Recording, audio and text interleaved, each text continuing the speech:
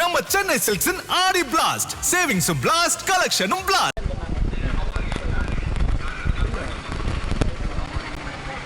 நம்முடைய முதல்வரை பொறுத்தவரையிலும் தமிழ்நாட்டில் மெட்ரோ ரயில் திட்டம் கோவை, மதுரை போன்ற நகரங்களில் உருவாக்கப்பட வேண்டும் என்பதுதான் பாரத பிரதமரிடத்தில் இந்த கடிதங்கள் வழங்கப்பட்டிருக்கிறது.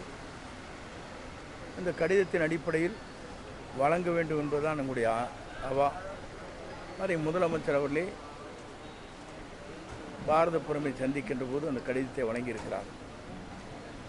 அதே போல் 4 எம்எல்ஏ விலகினதுக்கு சட்டப்பேரவை செயலாளர் இபிஎஸ் விளக்கம் அளிக்கணும் அப்படின்னு சொல்லியிருக்காங்க. சட்டப்பேரவை செயலாளரும் விளக்கம் அளிக்கணும், அதிமுக இபிஎஸும் விளக்கம் அளிக்கணும். 4 சட்டமன்ற உறுப்பினர்கள் விலகியதற்கு இபிஎஸ் முன்னிலையில் சட்டப்பேரவைத் தலைவர் அவர்கள் நேரடியாக விசாரணை மேற்கொள்வதற்காக கடிதங்கள் அனுப்பப்பட்டிருக்கிறது. அது சட்டப்பேரவைத் தலைவர் அவர்கள் அதற்கான முடிவுகளை மேற்கொள்வார். அதே போல் கர்ப்பாம்பூச்சி ஜனதா கட்சியினர் இது முதல் ஆரம்பம் தான், எங்களுடைய ஆர்ப்பாட்டத்தினராக தர்மேந்திர பிரதான் பதவி விலகியிருக்காரு, இந்த நீட்டு நாங்கள் மறுபடியும் தொடருவோம் அப்படிங்கிற மாதிரி. ஒவ்வொருவருக்கும் இருக்கின்ற உணர்வுகள். நீட் தேர்வை பொறுத்தவரையிலும் எங்களுடைய கட்சியினுடைய முதல்வருடைய கொள்கை முடிவு அதுதான். ஆக இந்த முடிவில் அவர் தெளிவாக இருக்கிறார். அதே நேரத்தில் ஆட்சி என்பது சரியான முறையில் அதை எடுத்துச் செல்ல வேண்டும் என்ற நோக்கத்தோடு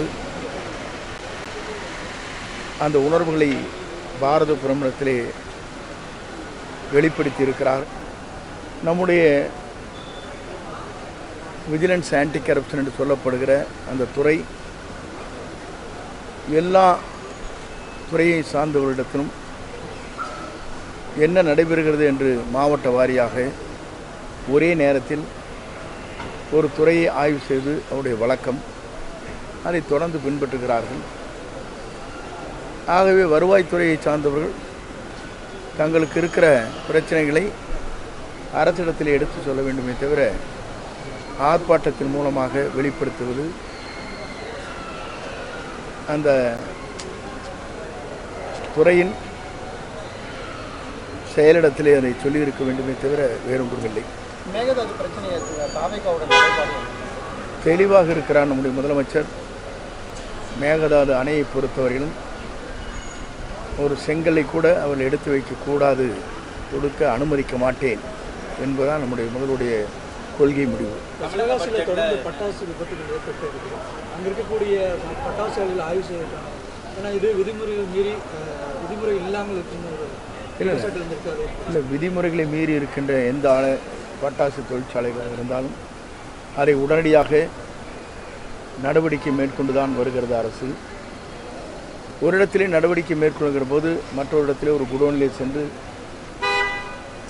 இதற்கு அனுமதி இல்லை என்றவுடன் மற்றொரு இடத்திலே தற்காலிகமாக வைத்து வேகமாக லாபத்தை ஈட்டுவதற்காக சில பேர் முயற்சிகள் மேற்கொள்கிறார்கள். அதையும் தடுக்கப்பட்டு வருகிறது. தமிழ்நாடு பட்ஜெட்டில் தேர்தல் வாக்குறுதிகளை எதிர்பார்க்கலாமா? பட்ஜெட்டை பொறுத்தவரை வெளியிடக்கூடாது, அது ஒரு சீக்ரெட். ஆகவே அந்த கேள்வியை பட்ஜெட்டுக்கு பிறகுதான் நீங்கள் கேட்க வேண்டும். நம்ம சென்னை சில்க்ஸின் ஆடி பிளாஸ்ட், சேவிங்ஸும் பிளாஸ்ட், கலெக்ஷனும் பிளாஸ்ட்.